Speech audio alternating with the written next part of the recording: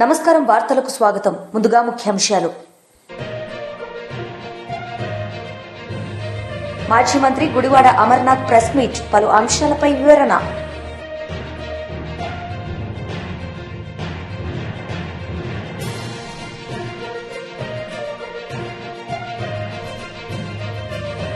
MLA Harish Rao media సమావేశం, పలు అంశాలపై వివరణ.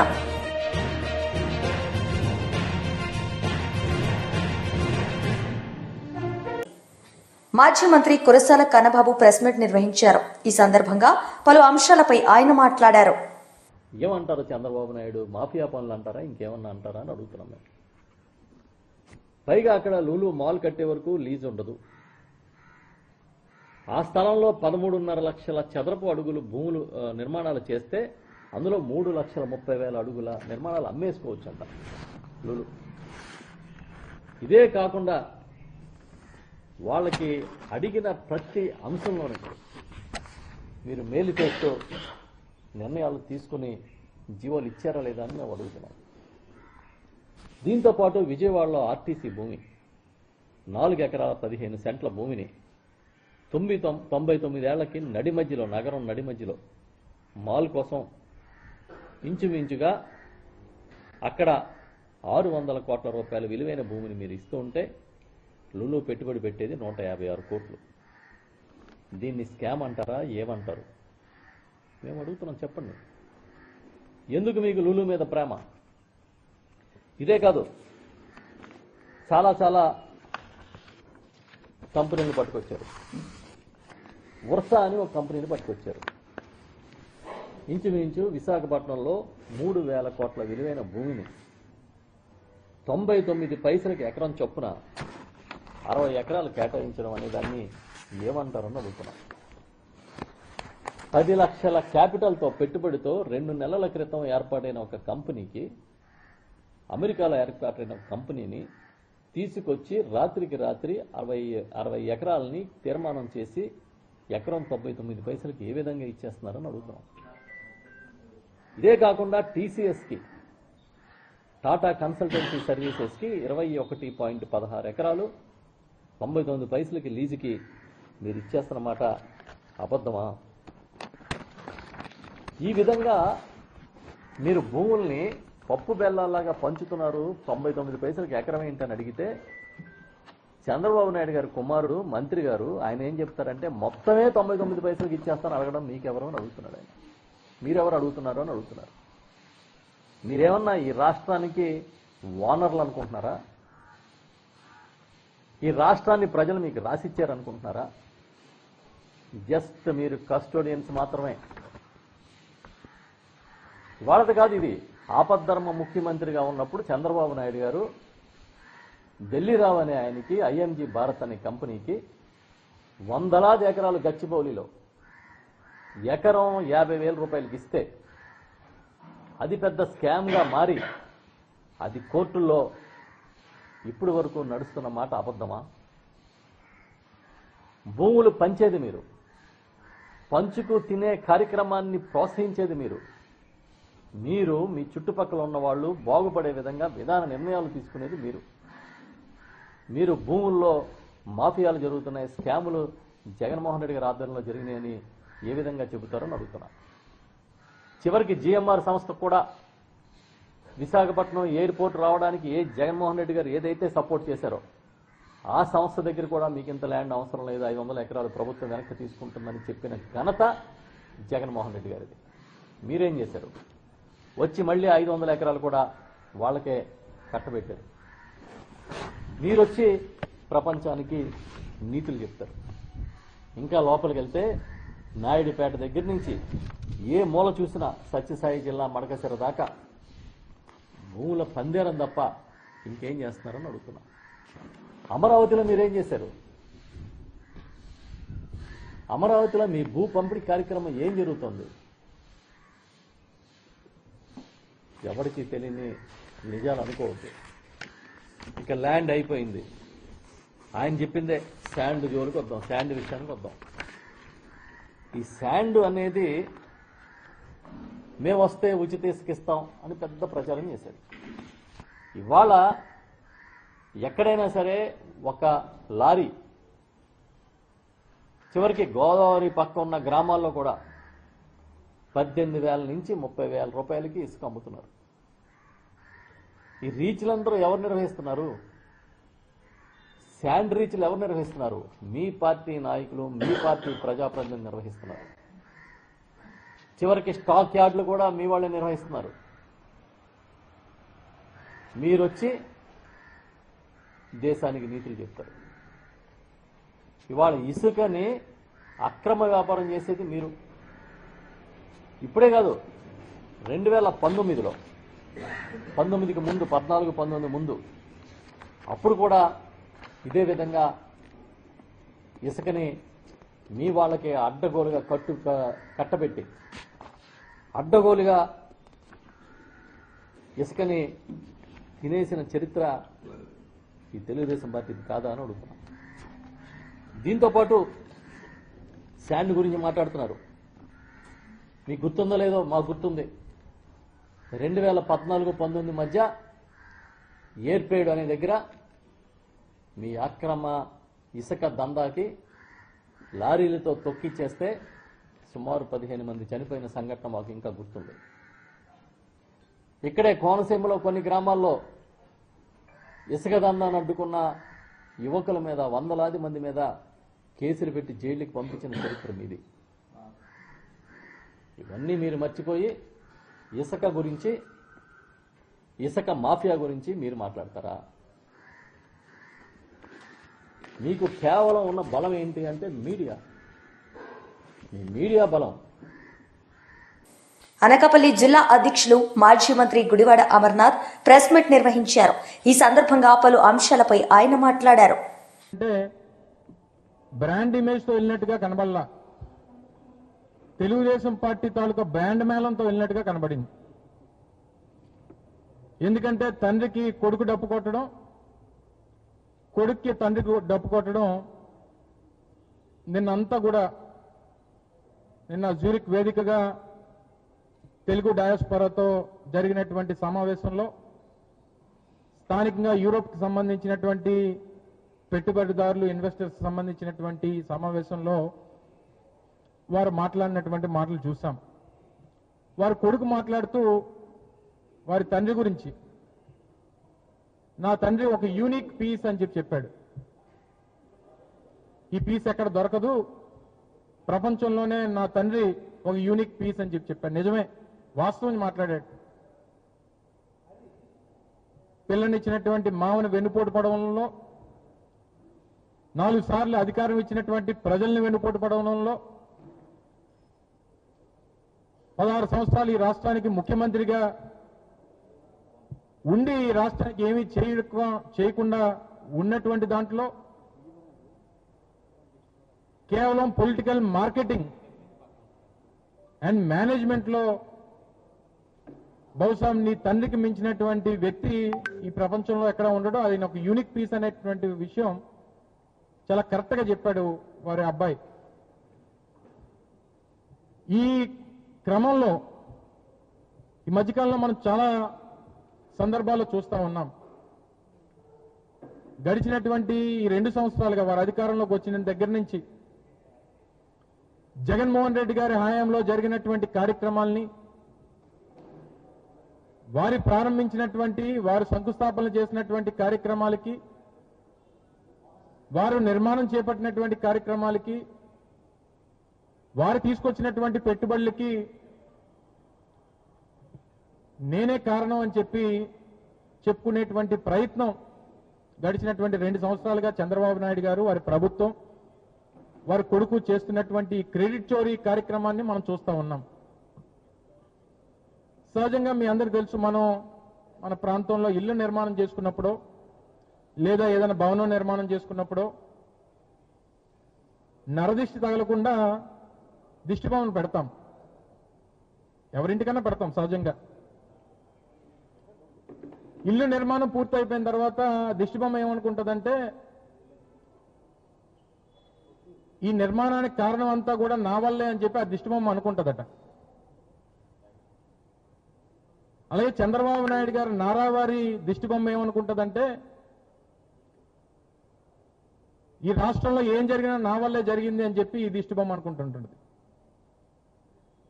శంషాబాద్ ఎయిర్పోర్ట్ నేనే కట్టాను, ఔటర్ రింగ్ రోడ్ నేనే కట్టాను, భోగాపురం ఇంటర్నేషనల్ ఎయిర్పోర్ట్ నేనే కట్టాను, విశాఖపట్నంలో హెల్త్ సిటీ నేనే కట్టాను. చైర్మన్ నీలహెప్పాలెం విజయ్ కుమార్ మీడియా సమావేశం నిర్వహించారు. ఈ సందర్భంగా పలు అంశాలపై ఆయన మాట్లాడారు. The world. So he tried to showcase the state, its rich and varied heritage, and also the human resources that are there in the state. So he was trying to explain, I have the so-called resources in my state, why can't you come and invest in our state? అని ధైర్యంగా చెప్పగల స్థాయిని, ఆ కాన్ఫిడెన్స్ని ఆ రోజు చంద్రబాబు గారు కానీ తెచ్చుకోకుండా ఉంటే బహుశా మన రాష్ట్రం చేతులు ఇంకో రకంగా ఉండేదేమో. ఇంకా ఇప్పుడున్న దాంట్లో కనీసం పావంతు కూడా వస్తుంటుంది అంటే ప్రతి ఒక్కరూ నమ్ముతారు. ఎందుకంటే ఆ రోజు నుంచి భారతదేశానికి వచ్చిన పెట్టుబడుల యొక్క ప్రవాహం ఏంటి అంటే భారతదేశాన్ని మెటమార్ఫైజ్ అంటారు, అంటే పూర్తిగా ట్రాన్స్ఫర్మేషన్ పూర్తిగా రూపాంతరం చెందేట్టు చేసింది. సో ఆ రోజు అలా మొదలైన ఆ ప్రస్థానం ఆంధ్రప్రదేశ్ని ప్రపంచానికి పరిచయం చేయడంలో దావోస్ అనే ఒక మజిలీ చంద్రబాబు గారి సుదీర్ఘ రాజకీయ ప్రయాణంలో ఒక ప్రత్యేకత సంతరించుకున్న మజిలీ అని చెప్పవచ్చు. అందుకే దావోస్ అంటే ది ఒరిజినల్ దావోస్ మ్యాన్ అని ఎందుకు అంటున్నామంటే ఆ రోజు ఆయనతో పాటు చాలామంది ఎస్ఎం కృష్ణ ఇట్లాంటి వాళ్ళు ఉన్నారు. They all fallen wayside, some have got retired and some have just left the politics and some, but Chandrababu is the only man who is still is a long distance runner. So అలా ఒక 50 కిలోమీటర్ల marathon చేయాలంటే ఎంత patience కావాలో చంద్రబాబు అనే వ్యక్తికి అంత పేషెన్స్తో ఈ యొక్క పని చేస్తూనే ఉన్నారు. ప్రపంచ యవనిక మీద ఐటీ అనే ఒక కేంద్రాన్ని ఆంధ్రప్రదేశ్లో స్థాపించడమే కాకుండా ఆంధ్రప్రదేశ్ మీన్స్ బిజినెస్ అనే ఒక నమ్మకాన్ని పారిశ్రామికవేత్తల్లో పాదుకొల్పగలిగాడు అనేది సత్యం. దానికి దావోస్ అనే ఒక మజిలీ ఎంతగానో ఉపయోగపడింది అనేది కూడా వాస్తవం. వ్యవసాయపరంగా ఉన్న మన రాష్ట్రాన్ని ఒక గొప్ప ఐటీ కేంద్రంగా మార్చడంలో చంద్రబాబు గారి పాత్రే కాదు,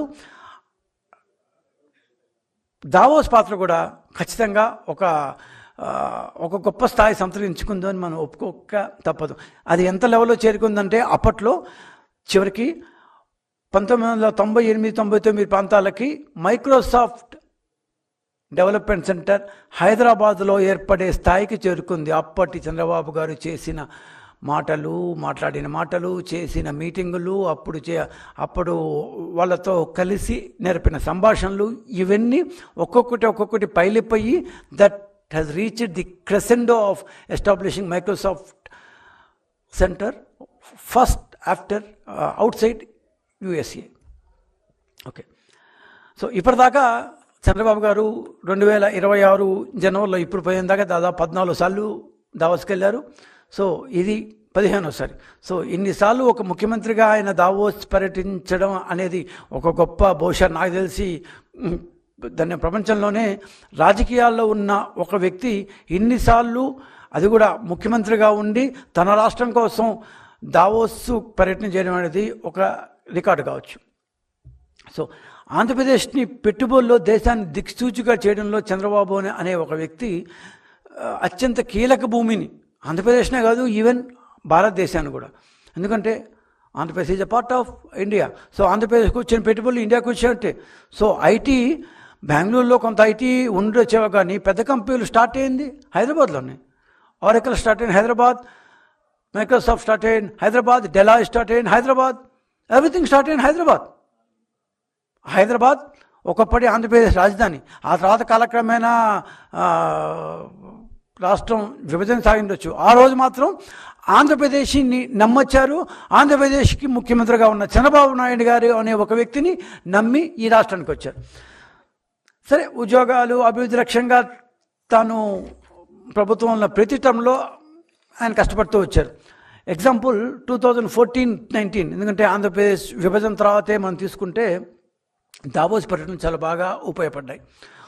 ఎందుకని చంద్రబాబుని the original man of Davos అంటున్నామంటే 97లో మొదలుపెట్టిన ప్రస్థానం 2014-19 మధ్యలో ఒక స్థాయికి చేరి Airbus, Hero Honda, Pioneer, Hitachi, మెట్టెక్, ఫిన్సర్, జేఎస్డబ్ల్యూ, ఏషియన్ పెయింట్స్ ఇవన్నీ ఇక్కడ సంభాషణ జరిగాయి, అక్కడ కూడా సంభాషణ జరిగాయి.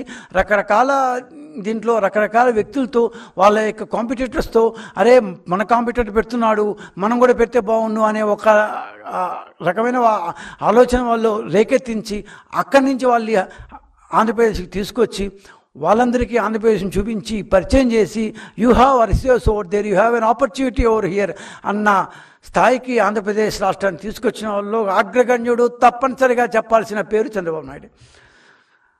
విభజిత ఆంధ్రప్రదేశ్లో 2014-19 మధ్యలో 5 లక్షల కోట్ల విలువైన 39,000 పరిశ్రమలు ఆంధ్రప్రదేశ్కి వస్తే దాదాపు 5 లక్షల మందికి ఉద్యోగ అవకాశాలు వచ్చాయి. ఇదేదో మనం చెప్పింది కాదు. అప్పటి 2020లో అప్పటి పరిశ్రమల శాఖ మంత్రి, వైసీపీ పరిశ్రమల శాఖ మంత్రి మేకపాటి గౌతమ్ రెడ్డి గారు ఇన్ని ఉద్యోగాలు చంద్రబాబు తేగలిగాడు 4.5 సంవత్సరాల్లో అంటూ అసెంబ్లీ సాక్షిగా చెప్పిన ఫిగర్లనే మనం చెప్తున్నాం. హిస్టరీని తీసుకొచ్చారు, ఫ్రాంక్లిన్ టెంపుల్టన్ వచ్చిన తర్వాత వీళ్ళు పంపించేశారు. ఏఎన్ఎస్ఎస్ఆర్ కావచ్చు, జోహోగ్ కావచ్చు, యాంటిలినో కావచ్చు, స్టేట్ కావచ్చు, ఇట్లా పదుల సంఖ్యలో 2014-19 మధ్యలో తెచ్చాం. వెరీ అన్ఫార్చునేట్లీ 2019లో మేము ఓడిపోవడం జరిగింది. సరే 5 సంవత్సరాల పాటు చీకటి యుగం, దాని గురించి మనం ఎన్నిసార్లు మాట్లాడుకున్నాం, ఇప్పుడు వేస్ట్. మళ్ళీ మాట్లాడుకొని బాధపడడం కంటే ఇక ముందు ఏం చేయాలో చూడడం అనేది ముఖ్యం. సో కూటమి ప్రభుత్వం 2024-25లోకి వచ్చిన తర్వాత దాదాపు దావోస్ పర్యటన తర్వాత 20 ప్రముఖ కంపెనీలు మన రాష్ట్రానికి వచ్చాయి. 2019-24 ఎంపీ కలిశెట్టి అప్పలనాయుడు మీడియా సమావేశం నిర్వహించారు. ఈ సందర్భంగా పలు అంశాలపై ఆయన మాట్లాడారు. జగన్మోహన్ రెడ్డి ప్రజాధనంతో విదేశ పర్యటనలు చేసి సత్యసమేతంగా వెళ్ళి ప్రజాధనం దుర్యోగం చేసే సంఘటనలు చాలా మనం చూసాం, చాలా వెలుగులోకి వచ్చినాయి. అలాంటి వ్యక్తులు ఈరోజు మాట్లాడుతున్నారు దావోస్ పర్యటన మీద. ఈరోజు గౌరవ ముఖ్యమంత్రి గారు పవర్ ప్రజెంటేషన్ చేస్తుంటే ఈరోజు బ్రహ్మాండంగా వారు పారిశ్రామికవేత్తలందరూ కూడా ఆకర్షించి ఆంధ్రప్రదేశ్కి వస్తామని చెప్పేసి వాళ్ళు ఆనందం పలుకుతున్నారు. ఈరోజు ఉమ్మడి రాష్ట్రంలోనే ముఖ్యమంత్రి చేసిన అనుభవంతో ఈరోజు భారతదేశంలోనే ఒక అనుభవమైన ముఖ్యమంత్రి ఈరోజు ఆంధ్రప్రదేశ్కి రమ్మని ఆహ్వానిస్తే వాళ్ళు సంతోషంగా వస్తుంటే ఇది చూసి ఓరవలేక ఇంకా బెదిరింపులు, మేము రేపు అధికారంలోకి వస్తే కేటాయించిన భూములు రద్దు చేస్తామని పారిశ్రామికవేత్తలకి.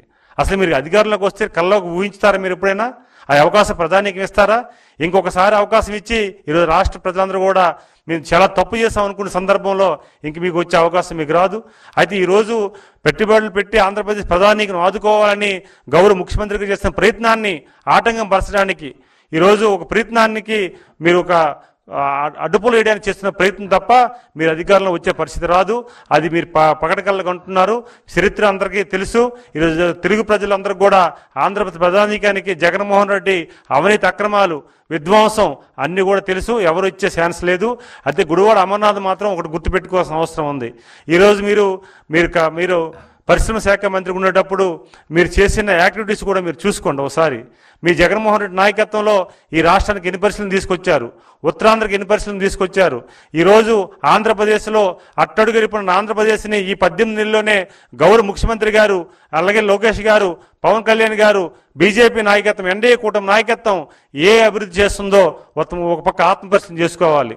మీరు ఉత్తరాంధ్ర మనిషి అని చెప్తున్నారు కదా, మీరు విశాఖ నగరంలో ఉండేటప్పుడు మీరు అభివృద్ధి కార్యక్రమాలు ఏ రకంగా మీరు చేశారు? ఉమ్మడి రాష్ట్రంలో చంద్రబాబు నాయుడు గారు ఏం చేశారు? ఉత్తరాంధ్ర సంబంధించి మీ ప్రభుత్వ హయాంలోనే ఉత్తరాంధ్ర ఎంత వెనుకబడతాయని అయింది, ఉత్తుత్త ఆంధ్రప్రదేశ్ అయింది. ఒక పక్క వ్యక్తులు తీసుకొచ్చి, భూస్వాములు తీసుకొచ్చి, పెద్దతనం తీసుకొచ్చి ఉత్తరాంధ్ర పెద్దతనాన్ని వాళ్ళకి అప్పచెప్పిన సంఘటన నీకు తెలియదా? ఈరోజు మీరు బయటకు వచ్చి మాట్లాడుతున్న తీరు చూస్తే ఆశ్చర్యం కలుగుతుంది. జగన్మోహన్ రెడ్డి కూడా తెలుసుకోవాల్సిన అవసరం ఉంది. ఈరోజు ఒక తెలుగువాడుగా, ప్రపంచ దేశాలకి ఒక పరిచయస్తుడిగా చంద్రబాబు నాయుడు గారిని దేశ విదేశాల్లో మంచి పేరు ప్రతిష్టలు తీసుకొచ్చి వారి అంబాసిడర్గా ఈరోజు అభివృద్ధికి ఉండి ఈరోజు వారిని ఆహ్వానిస్తే నువ్వు కనీసం స్వాగతించబోయి విమర్శలు చేసే పరిస్థితికి వస్తున్నారు. ఇదేమైనా తెలుగు ప్రజలకి అవమానం చేసినట్లుగే, రాష్ట్ర ప్రజానీకాన్ని అవమానం చేసినట్లుగే ఈరోజు రాష్ట్ర ప్రజానీకం చంద్రబాబు నాయుడు గారు ఉంటే ఈ రాష్ట్రంకి మేలు జరుగుతుంది, మా భావితరాలకు మేలు జరుగుతుందని ఈరోజు అందరూ కూడా ముందుకొచ్చి బ్రహ్మాండమైన ఆశీర్వదించి వారు ప్రజాప్రభుత్వం ఏర్పాటు చేస్తే ఆ ప్రభుత్వాన్ని ఈరోజు కొల్లగొట్టడానికి ఈరోజు విమర్శలు చేసి బెంగళూరు ప్యాలెస్లో కూర్చొని కుట్రలు చేసి ఈరోజు చుట్టం సూపుగా తాడేపల్లి ప్యాలెస్కి వచ్చి 4 ముక్కలు మాట్లాడి వెళ్ళే సందర్భాలు మనం చూస్తున్నాం. జగన్మోహన్ రెడ్డి కూడా ఆత్మపరిశీలన చేసుకోవాలి. ఈరోజు రాష్ట్ర అభివృద్ధి కోసం, రాష్ట్ర నలుమూలలో అభివృద్ధి జరగాలని, అన్ని వైపులు అభివృద్ధి జరగాలని గౌరవ ముఖ్యమంత్రి గారు చేస్తున్న ప్రయత్నానికి ఈరోజు భారతదేశంలో దావోస్ పర్యటన సంబంధించి ఎప్పుడైనా ఏ సందర్భంలో వెళ్ళైనా సరే నువ్వు పరిశ్రమ కోసం మాట్లాడావా? 5 సంవత్సరాలు పారిశ్రామికవేత్తలతో మాట్లాడావా? అగౌరవపరిచావు. పరిశ్రమ అంటే చిన్న చూపు. పరిశ్రమలు నువ్వు దొంగసాటుగా పెట్టుకొని అవినీతి సొమ్ముతో పరిశ్రమలు పెట్టుకోవచ్చు.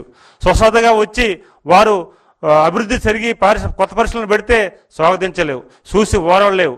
ఇలాంటి వారోత్తరంలో 5 సంవత్సరాల్లో వెనుకబడి చేస్తావు. పారిశ్రామిక అభివృద్ధి లేదు, నిరుద్యోగ ఉపాధి అవకాశాలు లేవు. ప్రతి ఒక్కరిని కూడా ఎన్నికలు చేస్తావు. ప్రజానీకానికి అన్ని వర్గాలు దగా చేస్తావు, అన్ని వర్గాలు మోసం చేస్తావు. ఈరోజు చంద్రబాబు నాయుడు గారు వారికి ఉన్న అనుభవాన్ని, వారికి ఉన్న విజనరీని, వారికి ఉన్న పరపతిని ఈరోజు ప్రపంచ దేశాలకు వెళ్ళి వారు పరపతితో తీసుకొచ్చి భారతదేశంలో ఒక చంద్రబాబు నాయుడు గారిని, ఒక ముఖ్యమంత్రి చంద్రబాబు నాయుడు గారు ఆంధ్రప్రదేశ్కు ఉన్నారు, ఒక విజనరీ లీడరు, ఆయనకున్న టెక్నాలజీకి, ఆయనకున్న ఆలోచనలు కానీ భావితరాల్లో పనికొస్తామని పారిశ్రామికవేత్తలు కూడా నమ్మొస్తే అది చూసి ఓరవలేక మీ పేకు ప్రసారాలు పెడుతున్నాం. అసలు మీ పార్టీ పుట్టికే పేకు, మీ మనుషులే మీరే పేకు, మీ నాయకత్వమే పేకు. ఇలాంటి సందర్భాలు కూడా ఆత్మపరిశీలన చేసుకోవాలి. ప్రజలు మభ్యపెట్టే విధానాన్ని వెన్నాడాలి. ఈరోజు తెలుగుదేశం ప్రభుత్వం, ఎన్డీఏ కూటమి తెలుగుదేశం పార్టీ ఈరోజు ప్రజలకు అంకితం చేయడానికి ఈరోజు రాత్రి పగలనకన్నా కష్టపడే ఎమ్మెల్యే హరీష్ రావు మీడియా సమావేశం నిర్వహించారు. ఈ సందర్భంగా పలు అంశాలపై ఆయన మాట్లాడారు. గౌరవం ఉంది, తప్పకుండా గౌరవిస్తాం, ఎన్నిసార్లు పిలిచినా హాజరవుతాం. మాకు ఉద్యమాల్లో నుంచి వచ్చిన కార్యకర్తలం మేము.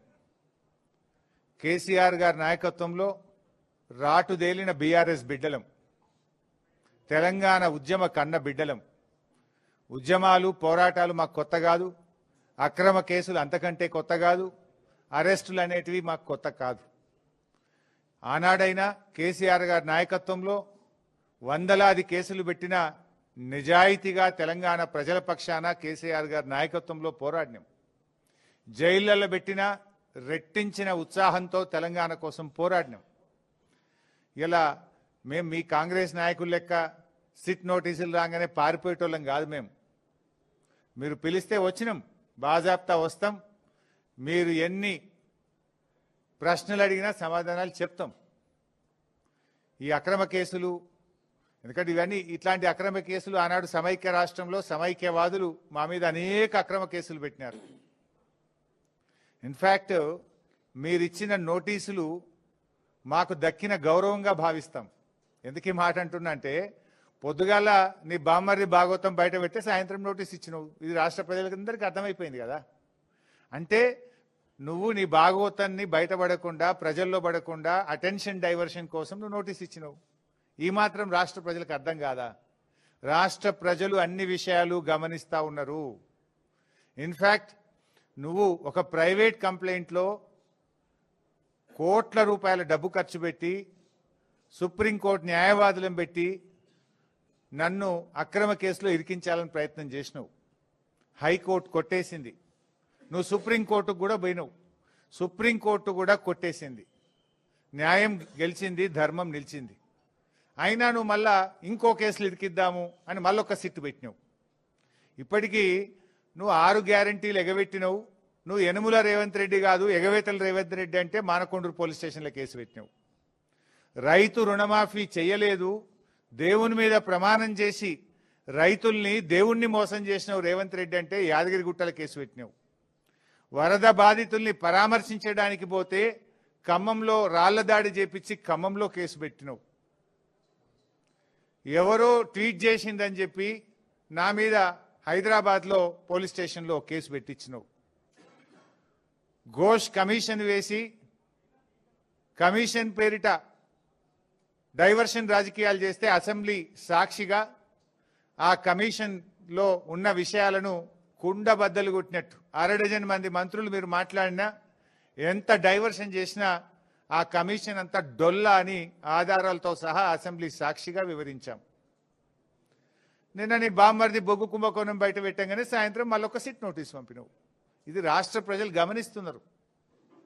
రేవంత్ రెడ్డి పోలీసులను వెనక పెట్టుకొని పిరికి పందలాగా నాకు సిట్ నోటీసులు ఇచ్చుడు కాదు. ధైర్యం ఉంటే రాజకీయంగా ఎదుర్కో. కమాన్ మాట్లాడదాం, ఏడ కొట్లాడదాం. నీకు ధైర్యం ఉంటే 6 గ్యారెంటీల మీద మాట్లాడదాం, రైతు రుణమాఫీ మీద మాట్లాడదాం, బొగ్గు కుంభకోణం మీద మాట్లాడదాం, ఇండస్ట్రీస్ కుంభకోణం మీద మాట్లాడదాం, భూముల కుంభకోణం మీద మాట్లాడదాం. పవర్ వార్తలు ముగించే ముందు ముఖ్యాంశాలు మరోసారి. మాజీ మంత్రి గుడివాడ అమర్నాథ్ ప్రెస్ మీట్, పలు అంశాలపై వివరణ.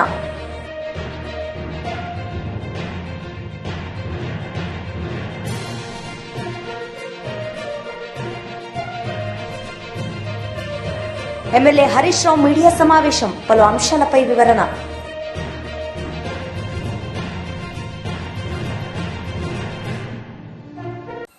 ఈ వార్తలు ఇంతటితో సమాప్తం. తిరిగి ప్రసారమయ్యే వార్తల్లో మళ్ళీ కలుద్దాం. అంతవరకు సెలవు. నమస్తే.